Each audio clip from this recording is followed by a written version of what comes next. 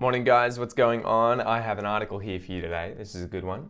This is a pretty interesting one, and I think you guys are going to be happy to hear this. So non-English speaking migrants catch on quickly to Aussie lingo. So it was a really good article talking about how migrants who come to Australia and don't speak English as their first language actually pick up slang terms and slang expressions in Australian English, the kind of Aussie lingo that Aussies use, faster than English-speaking migrants who come here. So let's check it out.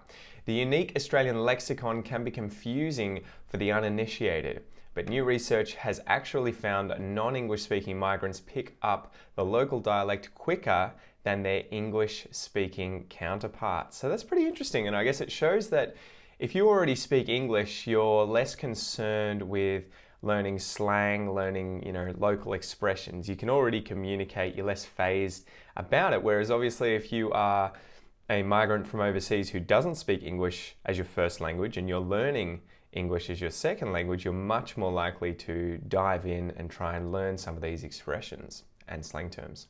Fair shake of the sauce bottle. Blow the froth off a few. Carry on like a pork chop. They are turns of phrase that can be baffling for many, not least of all those who are freshly arrived in the country. The origins of such curious terms have been lost to most in the mists of time, but it appears those without an English-speaking background are not at all scared to jump into this linguistic melting pot. So, this is a really cool thing to see, right? Because as an English teacher and as someone who teaches Australian English, I'm always encouraging my students to learn Australian slang, to learn Australian expressions, to really dive in and absorb the culture and try and be like the native speakers. Obviously, you're never going to be a native English Australian speaker, right? You weren't born here, you don't speak it since you were a baby, you haven't spoken it since you were a baby, but it means a lot when you try and dive into the culture, when you try and pick up these slang expressions, when you try and learn these slang words and vocabulary, and you really try and take this culture on as your own, right? It means a lot to us, and I think it's the same anywhere, no matter where you've migrated to. They feel a lot more comfortable when you're speaking like they are, right? No matter what language it is, I'm sure, if you're a foreigner going somewhere and learning that language, if you work your ass off to really pick up the nuances, the expressions the locals use, to speak like the locals, even though it's obvious you're not a local, it really means a lot to those people and it makes them feel more comfortable. And obviously Australia is no different. So researchers at the Australian National University School of Literature, Language and Linguistics have found that migrants learning English as their second language use these Aussie words and phrases at the same rate as Australian-born people. Wow, that's really cool. So lead study author Dr. Ksenia Nevsheva, hopefully I said that correctly, although I doubt it, said that participants were shown 50 items that have distinctly Australian or American references. All of these objects have different names in Australia and Australian and English and American English. For instance, the ice cooler. You would call it esky in Australia, and Americans would probably call it a cooler, or lollies and candies, flip-flops versus thongs, and so on and so forth, she told SBS News. The study involved testing 4 groups of people in Australia: native Russian speakers whose first working exposure to the English language was here, American migrants who experienced Australian English as their second English dialect, native Russian speakers who had lived in America before coming to Australia, and native Australian speakers. It's interesting that they just kept it to Russians, though I guess you want to control for everything like that. While the American group adopted the Australian descriptor for the objects just 20% of the time, so only 1 in 5 Americans actually start using these slang terms, as many as 8 out of 10 Russians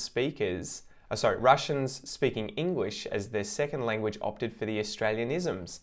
That's brilliant. So almost 80% or more, right? Their language was actually more malleable than that of native speakers in English, the American English speakers because they acquired and used more Australian English words. There is no such an emotional connection.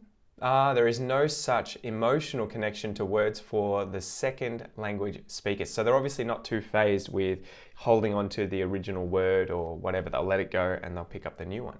It's all about communication. They use the words that first come to mind. In a second test, the same four groups listened to words spoken in Australian and American accents and were asked if they were real or not. Once again, the group with English as a second language was best at identifying them correctly. More evidence of their ability to adapt. Wow. And what of Dr. Nesheva's own linguistics preferences when it comes to the local dialect? My favorite Australianism, I think, is lollies. She laughed.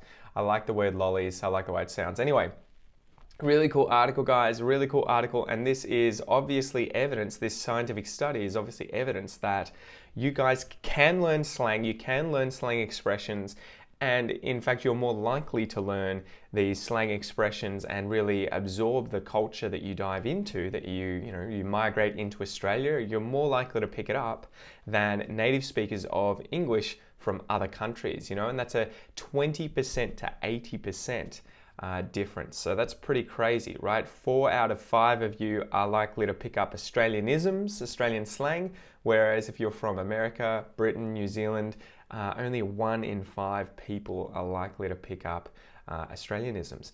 Anyway, I hope you've enjoyed this one, guys. It's an interesting article. Check it out, have a read, and I'll see you soon. Peace.